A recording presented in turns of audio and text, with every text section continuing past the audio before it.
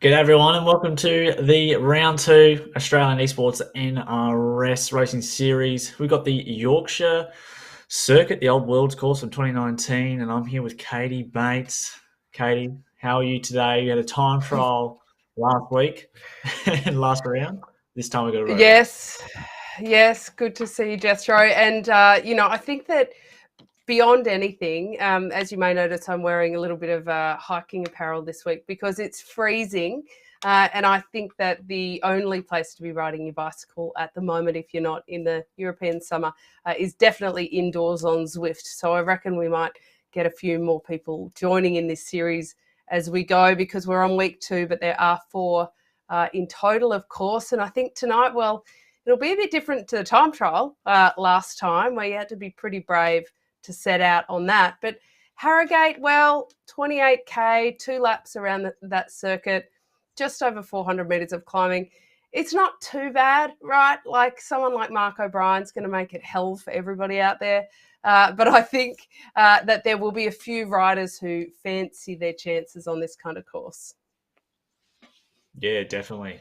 We just got to look at the standings from last week. We saw the time trial was taken out by Ollie Jones from the New Zealand. Well, he's a New Zealander, but he's riding for St George Continental, the CCS, the Canberra Cycling Team as well in second place, and the Gold Coast Cycling Club in third place.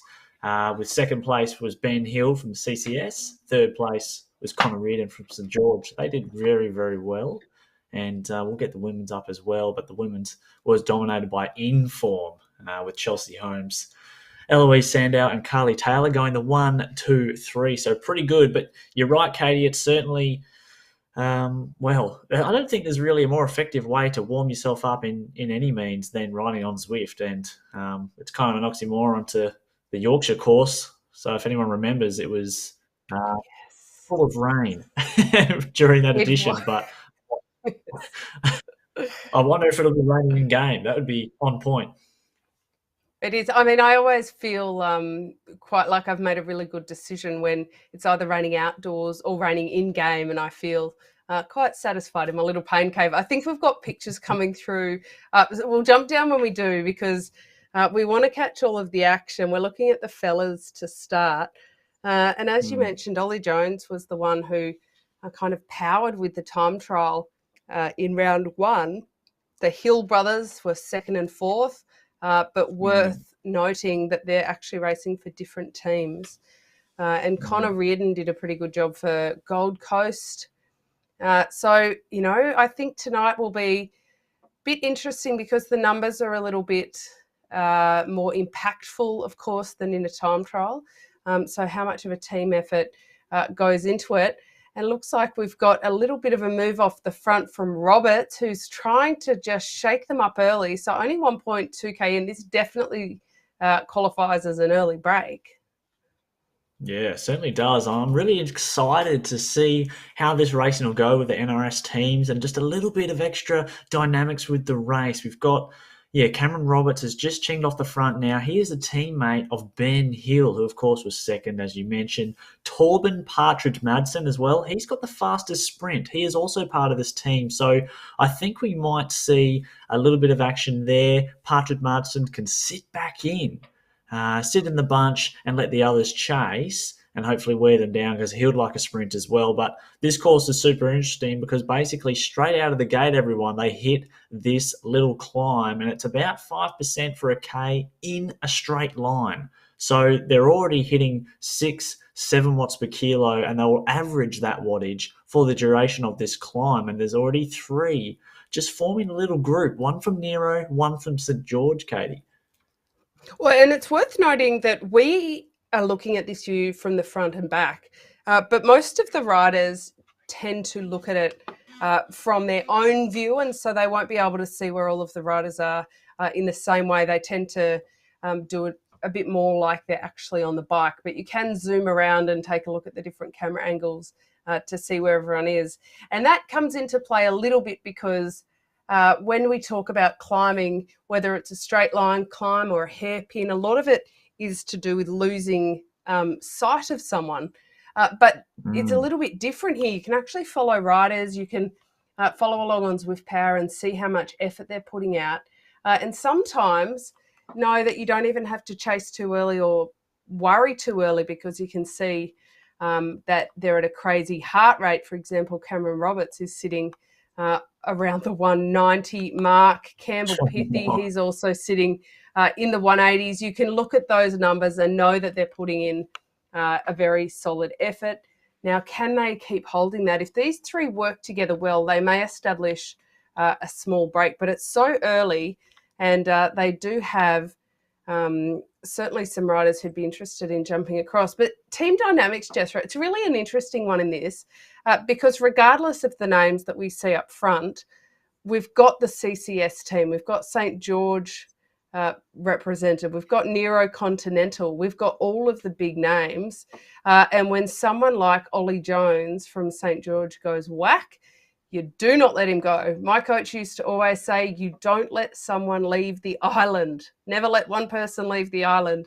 And they certainly, least of all Ollie Jones. I mean, come on, fellas. Time to wake up. Yeah, Where is Mark O'Brien when we need him? yeah, I I thought I know. saw him on the start list. Is he out? Maybe he didn't even make. Oh, I'm scrolling through, Jethro. I don't think he made it tonight. I'm Oh, disappointed. interesting. I saw his name on the start list and I thought this is going to be interesting. Yeah, it's just down to well, there might be only two for inform make today, but you noticed on that downhill, and we might see that as they come around because they're doing 2 laps of this course on the descents. A lot of the riders, what's per kilo, their power dropped to zero, and the reason why is because when you go over 7%, negative 7%, so a really steep descent, you actually go into the super tuck if you stop pedaling, and in some cases over 7%, you're actually faster in doing that, or you don't go any slower than if you were pedaling. So it's a chance for riders to stop pedaling, let their avatar go into the aero tuck, and actually pick up speed as you would in real life. But we've got the women's, as the men's are sort of bunching up now, and it might hit a little bit of a holding pattern. But the women are now just over the top of the main part of the climb, and it looks like we've got a front group of 7 and a lot from Butterfield's Racing, one from the Women's Racing Project, and that, of course, is Brianna McDonald. And I can't see Carly Taylor there.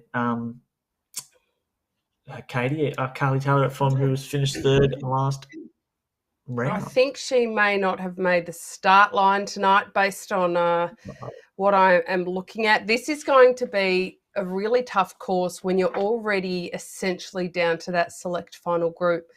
So Yeah. at what point, I mean, for anybody who was watching Tour of Slovenia the other night, we saw that fantastic paper, scissors, rock between Pogacar and Rafa Majka, which I think is just one of the best Yeah, it's pretty funny. moments for him. He's got a good sense of humour, doesn't he? But Mm. it's true that when you are racing with a teammate and you may be in a break with a teammate, you're still racing. And you have to figure out, are you just going to let somebody else win? Are you going to race each other to the line? And when we have a dynamic where more than half of the bunch is one particular team, you have to assume that at some point they will switch from just racing to each other to being able to race against each other. It'll be an interesting point in the race, I think, when that happens, but I don't reckon that'll happen until maybe the first lap. Like, get through the first lap, you reckon, and see how the legs are going Yeah. before they start getting the competitive on within the team. Yeah, that's right. There's 2 main sort of climbs in this course. 13-kilometer laps we're doing, and both laps. Well, in one lap, you've got about a 1.5-kilometer climb twice. There's the Hollow Hill, I think it's called, and then the standard World KOM, which is about the same. So it's 1.5 k's at about 5%. So it's really a power climb, and these riders, the men and women, are doing it in around. It's about a 2-minute effort for both of them. So, yeah, you want to test yourself on that first climb, which they hit straight away, and then they'll hit the second KOM a little bit later in the lap, which we might see the men approach very soon. But in the men's race, it's all together. It doesn't look like anyone's been shelled. There's 16 in the field. And at this point in the race, usually, Katie, we see the bunch kind of just consolidate a bit. I think they're all waiting for the next climb. They know it's not going to be a smart move to try and break away before the main climb, but there is a little bit of action happening. Dylan McKenna from Nero he was at the front early as well, and he's having a go. The Nero team, funnily enough, usually would have more numbers in a race like this, but a lot of them have gone to Belgium to race. And unfortunately, they went to Belgium, got there. The next day, all their team got corona.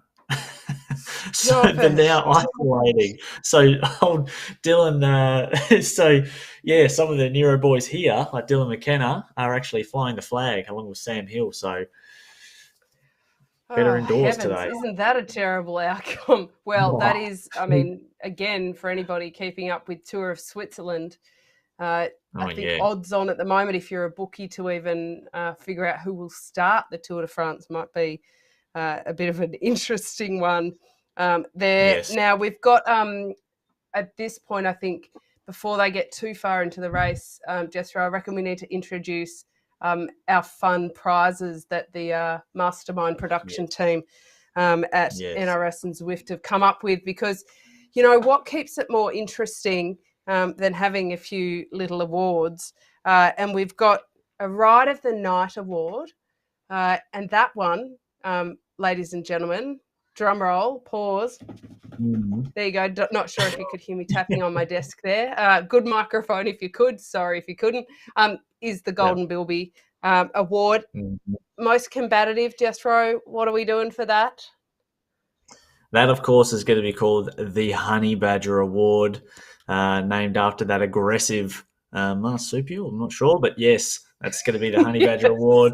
And I think it is. Let me Google so, it. yeah, there's prizes for being attacking. And yeah, we're seeing the orange light up in the watts per kilo now, Katie, as they hit the slopes, or perhaps they've got the audio on and are listening and want a piece of that Honey Badger action.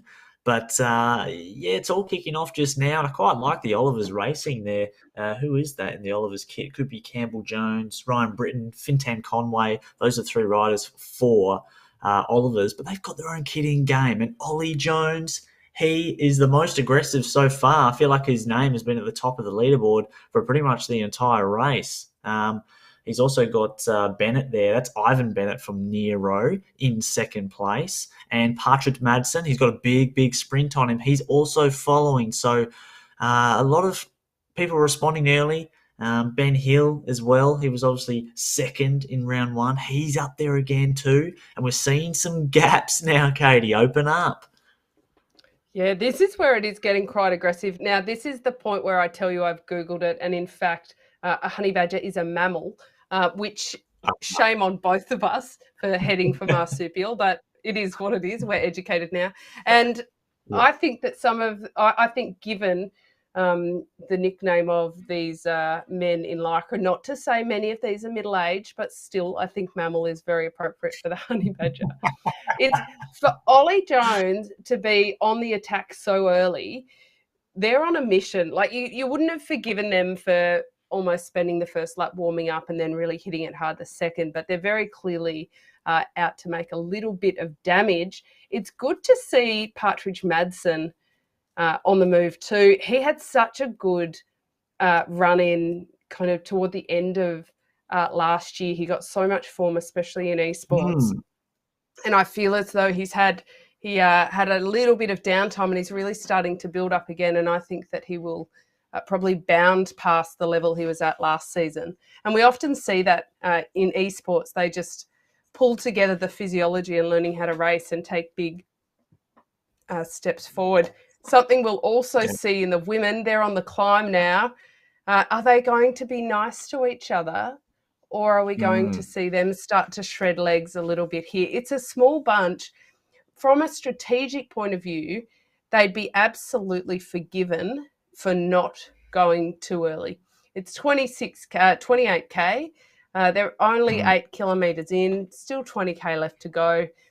A smart race doesn't necessarily mean that you end with the highest watts or even the yes. highest output. It's about getting across the line first because it's a scratch race.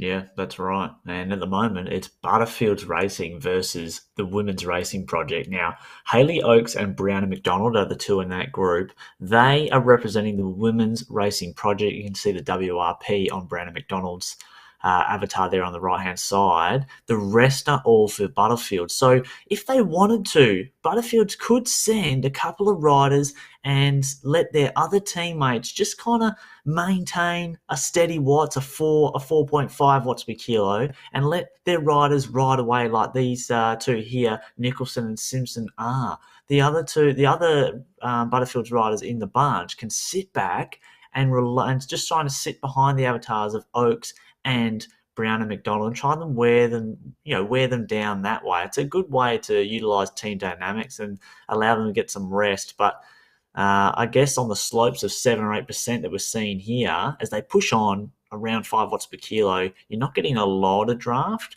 but there's still that element of, oh, geez, I need a chase because that is the Butterfields ahead and we're the only ones left. But it doesn't look like anyone's thrown any real haymakers yet because they can all sit, Katie, on that sort of 4.5 watts per kilo mark. I think when we see a real heavy attack, it's going to be in the 6 to 7 watts per kilo. So it's going to stay together, I think, over the top of this climb. I just wrote down haymakers. You're like the Hey, Aussie version of Dave Toll. He throws down these fantastic one-liners, and I frantically scribble to try and write some of them down, and then at some point pretend that they're mine and steal them from him. So I've just written down haymaker. That's the first one I've written down for you, though. We'll get a book well, going by the end of the season. they're going, aren't they? Although we're Six and nearly a half. halfway through, so Yeah. we've got these two riders, the Butterfields ladies, riding away. Yep. If they start to work together well, I do think it could be a gap that could actually just grow and grow and grow because there's nobody behind who's going to Mm. work particularly cohesively together.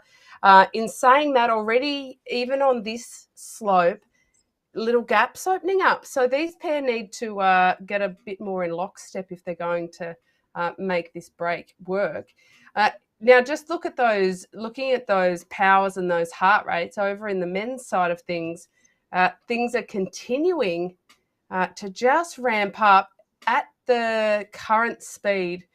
They'll be finishing this 28K in around the 37.5 minute mark. Oof, that's pretty cracking.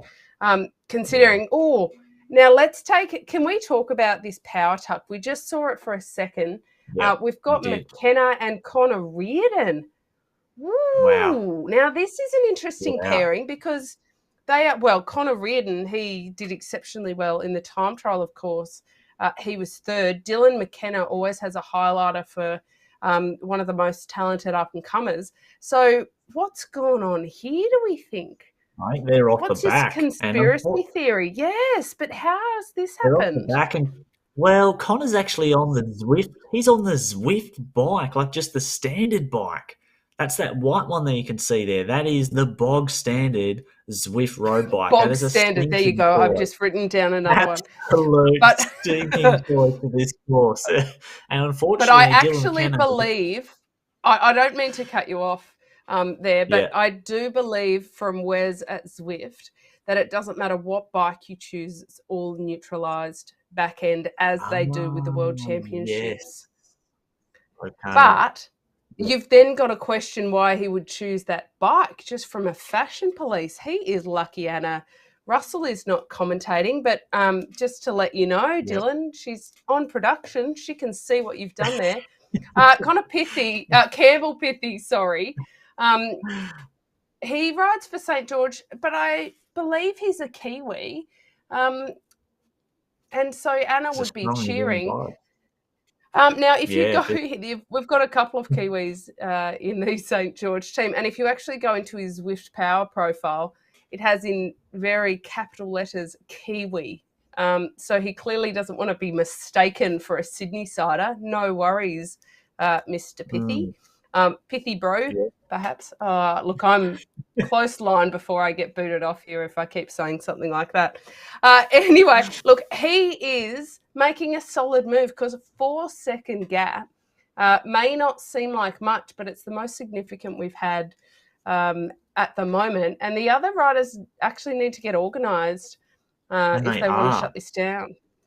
They are. They're all in one line. It was Partridge Madsen who was leading the chase. He pulled a big turn just then. You can just kind of see the bunch is certainly in one line as they chase Campbell, Pythia. At this point, once you've launched an attack and then you've settled in, it looks like he's going to settle in around about his threshold mark, that 5 watts per kilo mark. This is when the legs really start to burn. And as a rider on Zwift, as the rider up front, Campbell will be constantly looking at his power and then also looking at the power of the riders below his name on the right and seeing who's chasing, what are the numbers they're doing. And you want to see that plus 0.02 go up. And you're constantly looking at that. How they're going, is anyone coming across? And are the sort of gaps breaking up between the group? And I think he'll be happy to see that it actually is. He's causing a bit of pain to the group. You can see Adam Bimrose just getting distance a little bit more. They're right on the back, like Ivan Bennett from Nero. The front group now is down to only 8 riders, Katie. Ollie Jones was there, Ben Hill. And these riders at the back were on Patrick Madsen. He's now sitting at the back now, getting a little bit of draft. He can sit around that 5 watts per kilo mark while they try and pull him back. But I think we're going to see a counter, Katie, over the top of this, 3%. Someone might go over the top once Campbell is brought back to this group. Yeah, I mean, if you're going to launch an attack at any point, the best time to ever launch an attack is the moment, or even just before the moment that a Yep. break comes back, because it often is that moment where people hesitate a bit and think that might be a moment to freewheel. But you're right, there's been some damage done. Adam Bemrose, I think he's very capable of winning in a bunch sprint here. But to Mm. do that, he'll need to look after those legs. The fact that he was almost getting dagged off the back there a little bit, and they're about to go up some kickers, I think that might really hurt him. And I also think that provides an opportunity for the non-sprinters to hurt Ollie Jones. He's not Oh, he's hanging going for it. around for any of that. He's going for it again. Now, he actually went really early on that first lap, if you remember. So this Yep. is a part of the course that he knows really suits him and can be a massive pain point for everybody. Because when they're Yeah. at this point, they're going up Harlow Hill, and it's actually until they get to the forward climb, it's not too bad in Yep. the next couple of kilometres. And so once they get to about the 16K mark, they're home free in terms of that. Now, this is a big gap opening up pretty quickly, Yeah. already at 8 seconds. We were hailing 4 seconds being good, but when Ollie Jones goes, it'll go out to 10 in just a second. This is very, Wow. very dangerous. If he gets to 15, I can't see it coming back. The only Well, opportunity I would say then would be people jumping across as opposed to the bunch actually coming back together. yeah, definitely. Like I mentioned before, they're sort of averaging the best. They're averaging around 7 watts per kilo to go over the top of that climb, and Ollie Jones was sitting on that 7.5 watts per kilo for that entire effort. And I was really surprised not to see a proper reaction from the bunch. I think they were all sort of happy to, you know. I don't think they expected to get a 20-second gap. They really need to respond now, and because there's a mix of riders in that chasing group, some from Nero, some from the Canberra Cycling Club. There's St George in there, and then also Adam Bemrose from Gold Coast Cycling Club. That's a real mix. They're going to have to work together, and well, that's kind of the perfect storm for Ollie Jones because he knows back there in the bunch, they're not all going to work together really, really nicely. Partridge, Madsen, Adam Benrose, they're going to want to sit on for a sprint. They're going to need to all work together handicap style because Ollie Jones is the strongest in the race. He won the time trial in round one, and now he's only got a time trial 12 kilometres, and he's got a 20-second lead. Yeah, and their average speed isn't dropping at all. They're still looking at around the 38-minute mark. Although, that being said, that's actually Ollie Jones is looking at coming in at that time. And at current Mm, projections, based on how he's riding away, um, Zwift would predict that he will win by about 40 seconds. which is a really interesting Wow. feature in Zwift Power if you ever want to check that out. Over on the women's side, things are looking distinctly similar. What can I say? We are going for the Maitland. Oh, solo no, who's this? break. Ella Simpson Ella from is Butterfields. it, now she's gone just through that first lap. She's now on that second lap. She's solo, 20 seconds ahead of her teammate. We flagged this straight away, didn't we? We thought if they worked together, they'd be a ripping pair, but immediately going down the descent, it looked like Simpson kind of didn't want a bar of that, wanted to keep going a little bit, and she's done so. I think we've got a bit of a hard choice on our hand between the Golden Bilby for the ride of the night and the most aggressive for the Honey Badger. I think the inaugural winners of said, can we call it a trophy? There's no just to let everyone know, Definitely. there's no actual trophy. Well, not yet. Jethro might send you. Hold on, is there any like Western Australian treat that they don't have on the East Coast? Like, No, but I can draw on a lint bunny, the gold lint bunny. We can just sort of put Bilby on it yep. instead. So, I think well, that'll we be could pretty get Anna good. to send you some pineapple fish, chocolate pineapple Oh, fish from pineapple New lumps would be Zealand. good. That good pineapple lumps. Yes, maybe there aren't even pineapple fish. Yes. A Well, anyway, marshmallow look, I'll fish. Google that later. Yes, yes.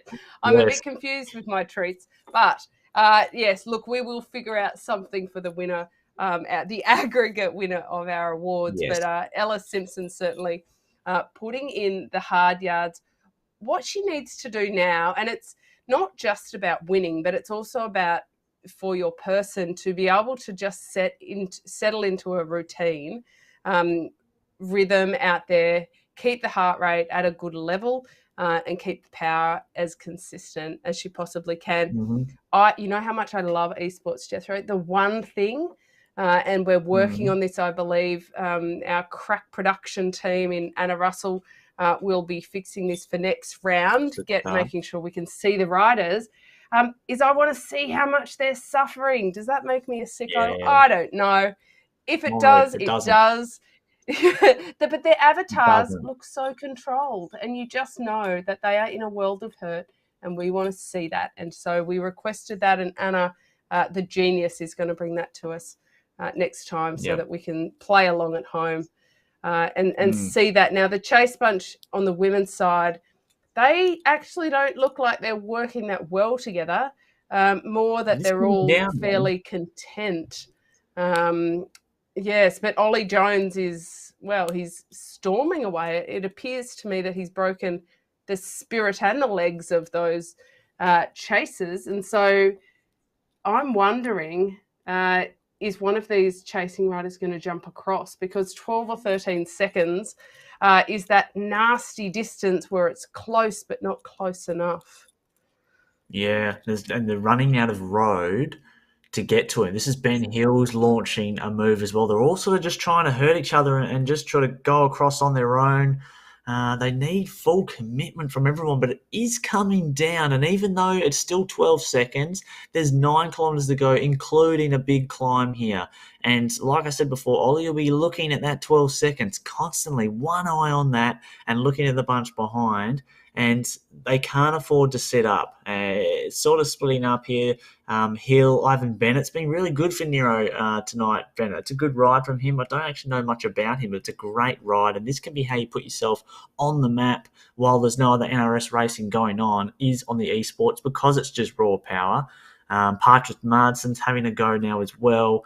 Roberts, this is where the benefit of the group will take some time back on Ollie Jones on this descent. I think they go do a little descent here, and the bunch certainly has an advantage just from the rolling momentum. But, geez, Ollie Jones, he's the strongest time trialist. And, yeah, the bunch, it's only down to 6 or 7 chasing now. And it's hard to organise a chase with so many different teams represented there. But look at him go, the Yeah, Kiwi. He's going to go, he wants back-to-back titles. I think he does. He's getting greedy. He's also at this rate going to pick up 2 bags of pineapple lumps, which is Yeah. actually no. Hold on, he's a Kiwi. We're going to have to send him Tim Tams I don't think it would be sporting for him to get a treat that he has easy access to. I want to talk about the power tuck. That's what we're seeing from Ollie Jones at the moment. What a thrill Yep. that you get to do it in esports as you don't get to in the real racing anymore. Mm. Now, I've heard from some of the riders who are doing the elite esports racing that when they do the power tuck, they actually pedal backwards because they're concerned about the dead leg phenomenon happening when Yeah. they just stop pedaling in the middle of a pretty intense race. I'm really curious your opinion on this, Jethro. I've been very vocal on Zwift Community Live, saying I think you're nuts if you stop pedaling, that you're gambling a little bit when you start pedaling Mm. again as to how your legs may feel. But some people, they will argue black and blue that few seconds not pedaling and recovery can really bring them back to life.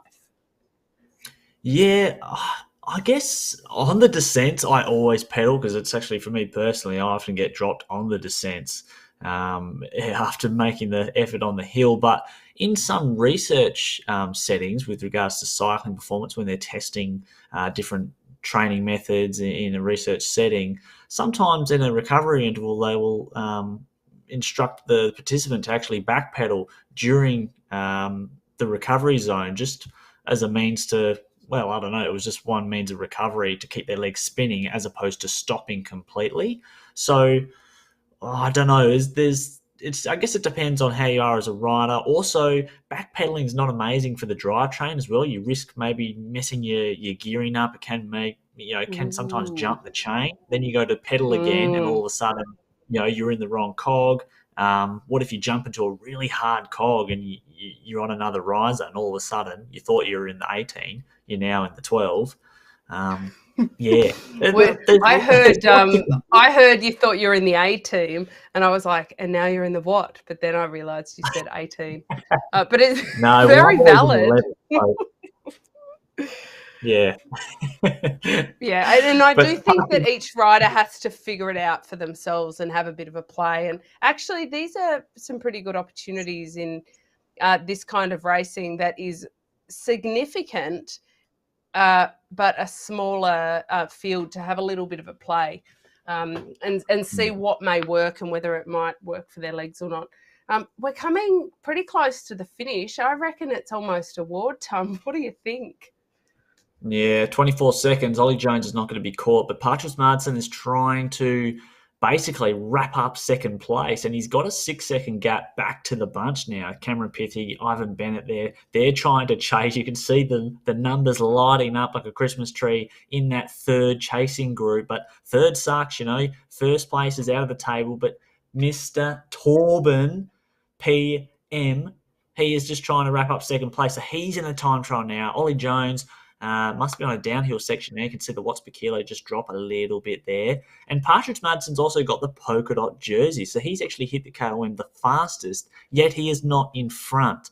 So I guess that shows that Ollie Jones, well, it just shows how fast they're going and the tactics and timing of when you launch your move. But Torben's looking pretty good here for second place. He's got 6 seconds. And the group He behind, is, well, there's only yeah. five. Well, and look, Adam Bemro's got that green jersey. Now, let's just have a little discussion amongst us. It is a Hmm. democracy here. Nobody's vote counts more than the other, but given you're the host, Jethro, I think that you do have the final vote for any of our awards. Um, Yes. but what do you think about the honey badger? I mean, to me, it would be very hard to look past Ollie Jones. Yeah, he attacked on the first climb. Basically, as soon as we went to pitches, it was Ollie Jones. I think his name's been at the top of the list all day. And I think we're going to be running with him. And he certainly deserves it. The Honey Badger's on screen there. The Honey Badger Award, most combative. I'm, It's pretty good. I'm proud of that. That's really making me laugh. The producer, Anna, what an absolute legend. It's Yes. it's friendly, but he's got claws. As Nick Cummings once Yes. said, they can rip certain parts of your body off, those claws. And Ollie Jones, well, that's what he's done to the bunch. Ripped 10 to shreds. Sam Hill is now getting amongst it as well. Katie, as the Honey Badger, well, he's just steaming along. About 4Ks for him to go. I'm going to be interested to see what happens for that battle for second place. In the meantime, we have Caitlin. So is that Caitlin? No, Emily Simpson, excuse me, is out front. I wonder what a gap is now. Almost out to a minute. Nicholson from Butterfields is in second place. And we've got O'Day Lynch, Nick Sporaran, and Brianna McDonald. They're the next group. And it's funny because I have been seeing every time we've crossed over to the women's, Katie, Brianna has been relied on to do the chasing in that second group of three. And that is because she is representing the only team that isn't Butterfields in that group of three. Yeah, I feel as though Brianna probably deserves some pineapple lumps just for coping with that group dynamic that she's encountered in that chasing group. I reckon for the ride of the day, it's going to be pretty hard to go past Ella Simpson because on current projections, she's going to win by about a minute and a half if she keeps this pace up. So what a way to kick off the Golden Bilby for Ella Simpson. What a great ride. And the jersey, well, kind of matches the award, doesn't it? Yeah, it certainly does. Yellow jersey. I don't mind that at all. Golden Bilby for Ella Simpson. Pretty happy with that. I remember once my favourite Easter egg, the Red Tulip brand. I think they rebranded the egg as a Bilby one time in the ode to the Australian way.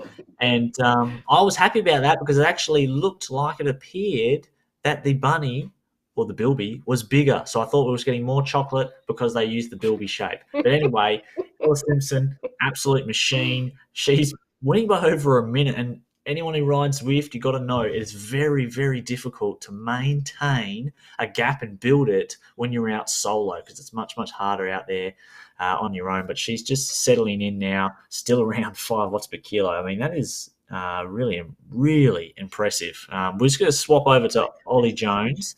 They're getting close to the finish now. He's got about 1,500 metres to go, Katie. It's been an epic ride. Ollie Jones had to go solo here. There's some big sprinters in that bunch. Patrice Martinson, Adam Benrose with, 1,100 watts under the hood for a 15-second sprint on an ergo as well, which is insane. Ollie does not have a sprint. He's only operating in the 700-800 watt mark. If they came to a bunch finish, he'd get piped. So he knew he had to be aggressive from the start, and he was. And look at the result, Katie, 23 seconds. Now, I've just written down your third for the night. He'd get piped. I love that. I'm going to share that with Dave Toll. He's going to take that one to America. Ollie Jones has had a sensational ride, and you are spot on saying that he's not the quickest sprinter in the world in a final kick. But what he can do is wear them down, and wear them down he has. He was aggressive from that first lap. He knew that this is the way he wanted to finish the race. He almost dared them. Catch me if you can. Try and come with me if you can. Nobody could. The fact that he's still sitting over 6 watts per kg, chugging along. I'm actually pleased to see his heart rate up for once. It's taken a while. He's been riding so consistently and smoothly. But Ollie Jones will make it 2 from 2, Jethro. So far, I don't think that we need a calculator to figure out the top of the table. But it is a team's competition, not an individual one. So let's see how St. George come out in the wash. But what a great ride from Ollie Jones. Yeah, super effort. He's established himself as the strongest rider in the NRS Esports series so far. Sam Hill, we hadn't seen much of him today, and I think maybe hesitated a little bit when Ollie Jones went, but he managed to get away from that group quite easily. Got about a 12-second gap himself, and he's going to come across the line. You can see him. He's obviously sat up on the bike now. Got his gap. Patrice Martinson, now we're seeing that sprint. We're seeing the power that Pithy as well is there, but looks like Patrice Martinson's going to get the third place. Campbell Pithy doing a good job for St. George. They're getting 4th. That's good for their points. Obviously, 1st and 4th position. But I think in that men's group, I think they all, it's amazing, Kate. I think they all looked at each other when Ollie Jones went, because when he went and we saw that 7 just to 8 watts per kilo when he went on that hill, There was no response. They all sat at around 5 watts per kilo. They could easily do more than that for a 2 minute effort. And I really think they looked at each other, and then all of a sudden he had 20 seconds, and then, well, that was it. So I think a bit of a mistake from the bunch, from the men's, as we cross to. Yeah, you snooze, you lose, don't you? Which is what everybody You did when do. Ella Simpson went on the move. Now she's over a Yeah. minute ahead now. Incredibly solid ride because it's not in lieu. It's not as though they're just letting her go and people aren't chasing. But it was over Mm. that first time up forward climb that she went. She Yeah. maintained it over Harlow Hill. The next forward climb, she just increased it a little bit further. She's now on the down and the run in. She'll be quite relieved, I think, because she's been working pretty hard for the last 15 odd kilometres to keep this gap going out, but still maintaining a really good pace. Dropped a little bit from what we saw before, but at the same time, she's got a huge gap now. She's put that work in. And it looks like an unassailable lead. I will touch wood though, because technicals, mechanicals of a nature can also happen in the Zwift world, can't they?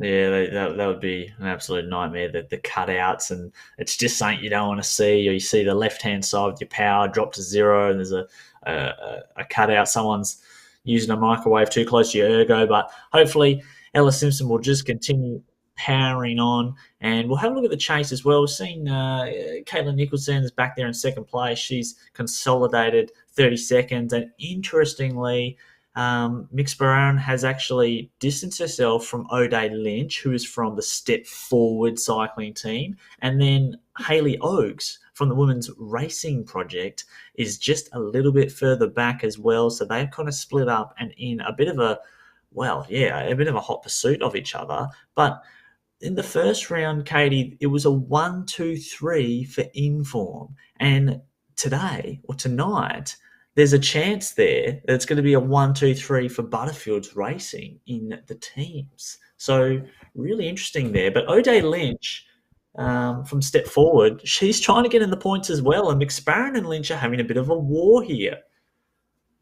Yeah, this is coming down to a bit of a cracking finish between for what will be third and fourth, which is pretty Yeah, exciting. throwing Ella down. Simpson has just ridden away with it. Caitlin Nicholson has been doing a fantastic job of maintaining her pace. She lost a bit of time Mm. initially, but she has actually gotten into a fantastic rhythm. Watching Lynch and McSporran relay race for this finale is very entertaining. I mean, after all, that's what we're here for, right? We are here to be entertained, and entertained they are. That does sound a little bit funny, but so it is. The fellas have finished. The women, they're cracking along too. So they're going to finish around the 45-minute mark for 28K with 480 metres of climbing. That is not an easy task. They're averaging around 4 watts per kg, especially Ella Simpson, for this whole race. Mm. I dare anybody watching to give that a crack for 28K and see how you go. I think sometimes you can watch the screen and you can go, oh, the avatar's doing it so easy, because we can't see the literal blood, sweat and tears that we do Mm. see in the IRL, but it is there. They are still really working exceptionally hard to keep these numbers up. And I do find that that's for anybody who ever watches any sport, you've got to get out there and give it a go to get a bit of perspective about what you're actually seeing and what you could do in comparison. Yeah, definitely. And so much so on the ergo as well. It just there's a different style of hurt on your legs on the ergo.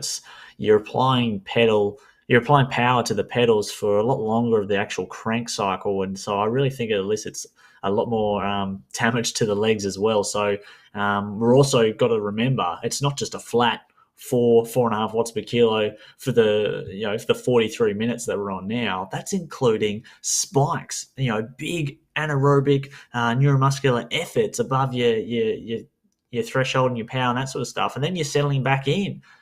So there's a lot of pain going on, and yeah, these girls are. It's a reason why they're in the NRS racing for the NRS National Racing Series teams. They're very talented, and this is why I love Zwift and Zwift racing because it's such a good platform to demonstrate your power on the bike. Whereas in real life, sometimes the racing doesn't go as planned, and you can't necessarily show yourself and the power you can do. So this is an opportunity for all these young ladies here to give themselves a red hot go. As Ella's got about a kilometre to go, and I'm just having a look here on the Zwift Companion app.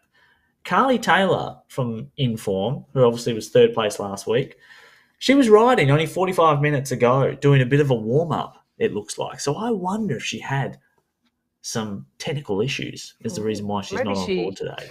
maybe she blew a foo-foo valve. That is not good at all. Carly Taylor, we're sending you our best. Now, just a shout out to her as well, and hopefully her Oh, very yes. intact foo-foo Please say valve, it. is that Yep. she was appointed as the assistant race director, her and Nettie Oh, Edmondson, for the Women's how Tour good. Down Under How good. 2023, which will be World Tour. Carly Taylor, we bow to you. Her Yes. exceptional work with Zwift as an athlete and now moving into the race organising, I think it's just absolutely sensational, and we're very, very pleased to be able to have such a woman leading in that area. But the woman of the day here, Ella Simpson, you made it sound like a beautiful romantic sport, Jethro, describing it as horrible and painful and terrible. But you know what? I think a lot of the riders out there, that's exactly what they're here for. They love it. They're signing up for it. And Ella Simpson, what a ride from her. Over 4 watts per kg average for the day. She will be very pleased with that ride, I imagine. Caitlin Nicholson, Jethro, she's had a really solid ride as well. She's averaged around 245 watts for this race. Wow. That is pretty impressive. I need Ooh. to take a look at her numbers, but I reckon that is going to be way over her 20-minute PB, let alone what is now 45 minutes. So a big step up from Caitlin Nicholson, and good on her. I think that is a very impressive personal victory, even if she will take second for the day. Yeah, definitely, and certainly scoring second with such a gap to third place as well is a really good. Well, it's a nice thing to hang your hat on as well. And we saw earlier in the race, it was Nicholson and Simpson who went away together on that second climb. They kind of just danced away and then saw they had a gap, and then they really started stomping on the pedals. And we didn't quite see where they separated, but it might have been on the climb again. But it's always good to take a second place solo rather than second place in a bunch kick. Or maybe it depends who you ask, but either way, a really good ride from the Butterfield Racing, and the much needed points too for the overall points competition for the NRS. But to get a little win on your E Palmares, I guess if you could call it, for Ella Simpson, it's pretty good. She's well, it says on Zwift she's under 20 years old, so I assume she's 19, maybe under 19 rider. That's pretty good as an NRS level rider. But we're seeing here O'Day Lynch, or Odette Lynch. I'm going to say it's O'Day Lynch. Step Forward Cycling for the racing team. She has managed to distance herself from Brianna McDonald, and she's going to take third place. That's a pretty good ride. She was kind of, anonymous in the bunch, and she's came out when it mattered and distanced herself from Brianna and McSparran, and she's going to take third place and some much-needed points for Step Forward. That is a very good ride. Now, I don't know whether you're right about it being O'Day rather than Odette. I'm going to look at that. I'm going to Google that next. I've already Googled that a bilby is a marsupial. So now that we know a honey badger is a mammal and a bilby is a marsupial, we're good to go. But I'm thinking maybe with the Tour de France coming up, that you're getting all your French on already a little bit early. Maybe somebody can let us know on social media if it is O'Day or Odette indeed. But wasn't that a great race? 2 solo winners, and on a pretty cracking, tough course as well. Yeah. This is setting it up for a good couple of weeks to come, isn't it? Yeah, it is. And I'm really excited that AusCycling and Zwift have chosen these courses for the esports for the NRS, because these courses really elicit exciting racing like this. It's not the Champs Elysees for 30 kilometers. This is the world's courses, which worlds are always on circuits, and circuits always elicit very exciting racing with small hills. And we saw a rider like Ollie Jones did not want to sprint. So we had to go out and attack and get it, and that put riders like Patrick Madsen on the back foot, Bemrose, and Hill as well. So it was really exciting racing, and two solo winners. Well, actually, I think 1, 2, and 3 were all solo, weren't they, for both races? Yeah, So it was yeah, it super was exciting. very impressive. And I love that we're now calling him Torben PM. He was in Yeah, third Torben TP. PM. Sam Hill taking a great second to back up from his great result in the time trial as well.